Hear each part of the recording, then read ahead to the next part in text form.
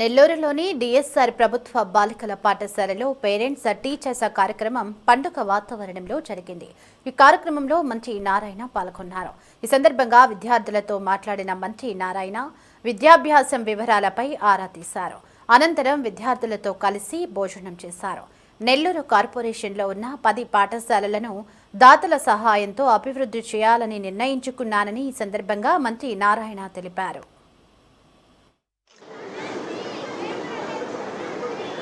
Thank you very much, sir.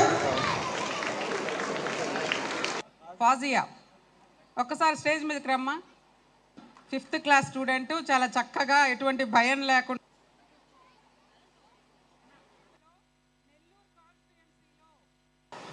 Elections ప్రచారం చేసేటప్పుడు VRI school ఒక్కదాని గురించే మాట్లాడా.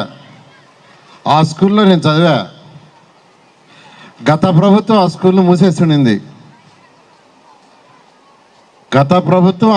మూసేస్తుండింది. ఆ స్కూల్ క్లోజ్ చేశారు.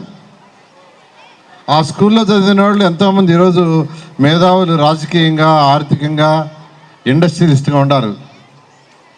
అది నెల్లూరు కార్పొరేషన్కి నడి ఒడ్డులో ఉండే స్కూలు. అలాంటి స్కూల్ని మూసేస్తే దాన్ని ఓపెన్ చేస్తానని చెప్పా. ప్రభుత్వం వస్తే ఆ స్కూల్ని ఓపెన్ చేస్తానని, దాన్ని ఇంటర్నేషనల్ స్కూల్ చేస్తానని చెప్పలా.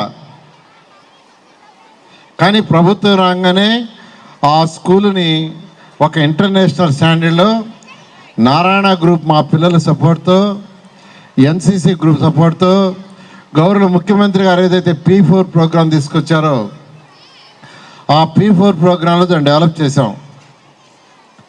అయితే దానికి వచ్చిన డిమాండ్ ఏంటంటే 1000 సీట్లుంటే దాదాపు 3000 మంది సీట్లు అడిగారు. అక్కడ సీట్లు ఇచ్చింది కూడా మెజారిటీ ఎవరికి ఇచ్చామంటే సర్రేపల్లి కాలువ కట్ట, పెన్నా కట్ట, జాఫర్ కెనాల్ కట్ట, అదేవిధంగా స్లమ్స్లో ఉండే వాళ్ళని ఐడెంటిఫై చేసి ఎవరైతే బీడీలు చుట్టలు చుట్టుకుంటుంటారో వాళ్ళ పిల్లలకి, రోజు వంట పనికి పోయే తల్లుల యొక్క పిల్లలకి, పాసి పని చేసుకునే పిల్లల్ని ఐడెంటిఫై చేసి అక్కడ ఇచ్చాం సీట్లు. నాకు తెలిసిన ఫ్రెండ్స్ కావచ్చు, లేదా నారాయణ గ్రూప్లో చదివిన వాళ్ళు కావచ్చు, ఎవరైతే ఉన్నత స్థితికి పోయి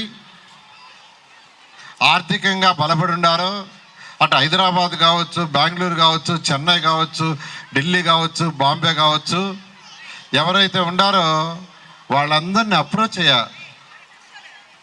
మీరు రండి, ఒకసారి విఆర్ఐ స్కూల్ చూడండి అని, విఆర్ఐ స్కూల్ ఒకసారి చూడండి అని. ఆ విఆర్ఐ స్కూల్కి first DSR company Sudhakar Reddy గారు ఈ స్కూల్ ఏదైతే బ్రహ్మాండంగా కట్టారో ఆ సుధాకర్ రెడ్డి గారుని రమ్మన్నా. ఆయన వచ్చాడు. ఆ స్కూల్ గేట్కి రాగానే